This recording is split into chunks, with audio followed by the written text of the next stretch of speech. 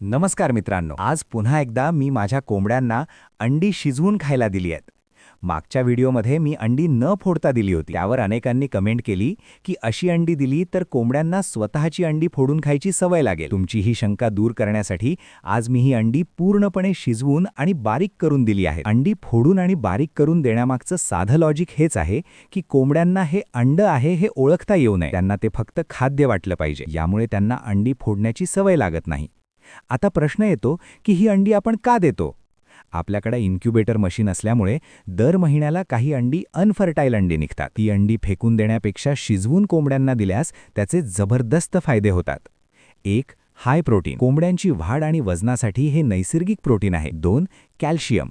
अंड्याच्या कवचातून कोंबड्यांना भरपूर कॅल्शियम मिळतं, ज्यामुळे त्यांची हाडं मजबूत होतात. 3. Zero waste. व्यवसायात कोणतीही गोष्ट वाया न घालवता तिचा असा वापर करणं फायद्याचं ठरतं. लोक काय म्हणतात यापेक्षा आपल्या पक्ष्यांच्या फायद्याचं काय आहे हे महत्त्वाचं.